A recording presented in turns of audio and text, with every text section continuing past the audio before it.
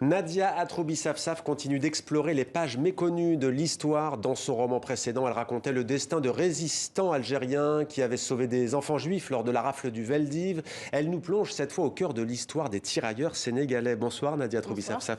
Soyez la bienvenue sur TV5 Monde. Frères de l'ombre, c'est le titre de votre roman. Il est publié aux éditions Zélige. Pourquoi est-ce que vous avez voulu mettre en lumière le sort de ces milliers de soldats africains partis se battre de gré, mais aussi, disons-le, souvent de force dans les rangs de l'armée française? Alors, comme vous l'avez dit, j'aime beaucoup explorer les pages de l'histoire de France. Et l'autre histoire de France, celle dont on ne parle pas assez, donc il me semblait important de redonner place à ces hommes qu'on a, il me semble, un peu effacés du roman national. Alors, vous mettez au jour, par extension, une des faces donc cachées de cette histoire coloniale. Du centre-ville de Dakar jusqu'au fort de Douaumont à Verdun, votre roman nous transporte au gré des soubresauts de cette histoire. C'est une fiction. Il y a trois personnages, si l'on peut dire. Il y a Issa, il y a Ousmane et Djibril, trois générations. Prenons d'ailleurs chronologiquement le premier. Comment se retrouve-t-il au fond dans le froid en France ? Alors, il est enrôlé de force. On n'en parle pas souvent. Alors, c'est les tirailleurs de la Première Guerre mondiale.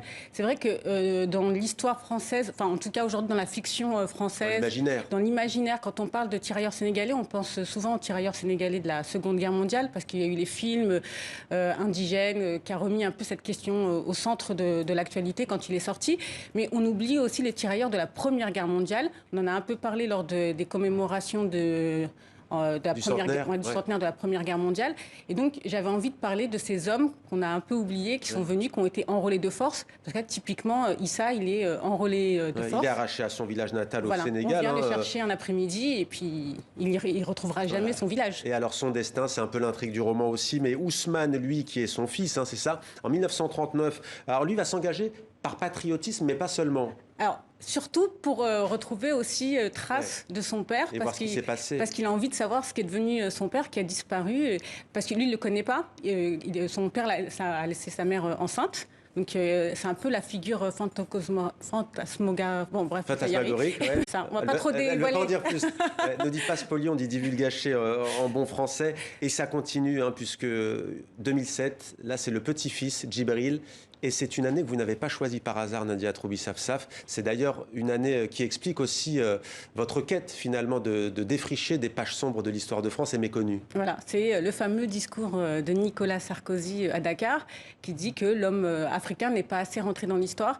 Et c'est une phrase qui m'est restée en tête pendant de nombreuses années, parce que à travers mon travail journalistique aussi, on a beaucoup travaillé, on en parlera si vous voulez, sur la question de l'identité.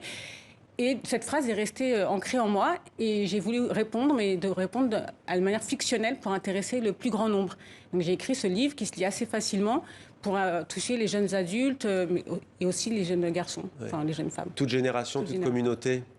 Nadia Atroubis-Safsaf, voilà donc votre roman Frères de l'ombre, édition Zélige. J'aimerais aussi qu'on parle d'un magazine, puisque vous en êtes la rédactrice en chef. Il s'agit du Courrier de l'Atlas, le Courrier de l'Atlas. Il y a cette une, bleu, blanc, rouge, une obsession française d'identité. Pourquoi une obsession? Alors, parce qu'on a l'impression, là on revient au roman quelque part, sur la phrase de Nicolas Sarkozy, mais qui a fait d'autres phrases, quand il a créé le ministère...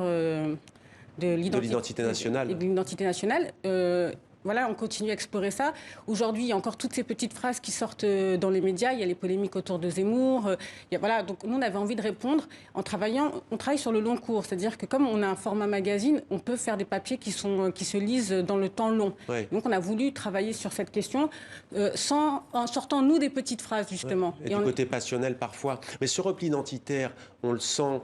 de part et d'autre en France, avec aussi parfois des revendications qui paraissent pour certains exorbitantes, avec en face aussi des identitaires qui bataillent sur les réseaux sociaux les uns les autres. Comment expliquez-vous ce malaise en France? Je pense qu'on revient à la question de trouver sa place dans le roman national. C'est d'ailleurs la chute de mon papier, c'est que je dis qu'il faut que chacun puisse trouver sa place dans le roman national. Et comment on trouve sa place? C'est en disant, voilà, vous appartenez à cette histoire, vous appartenez à ce pays, et voilà pourquoi. Et voilà comment vous appartenez à ce pays. Ouais. Donc on revient toujours à l'histoire, en fait, et créer des ponts. Parce que l'idée, c'est de pas...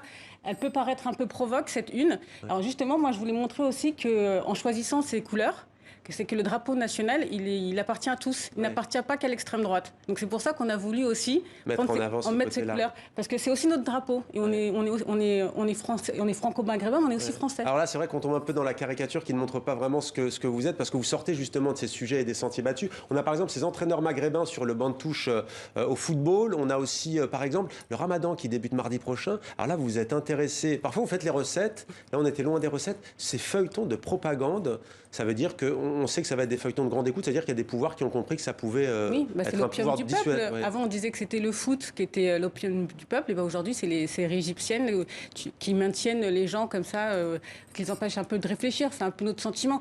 Mais après, vous avez raison de pointer qu'on fait découvrir. Le mois dernier, on a exploré une question qui était aussi polémique sur à qui appartient le corps des femmes. Donc voilà, tous les mois. Vous n'éludez pas les sujets qui fâchent aussi. Oui, on aborde vraiment des sujets. Le mois prochain, on parle de l'inceste au Maghreb. Enfin voilà, on explore des sujets qui sont tabous. Merci beaucoup d'avoir été avec nous, Nadia Trobi-Safsaf. Merci.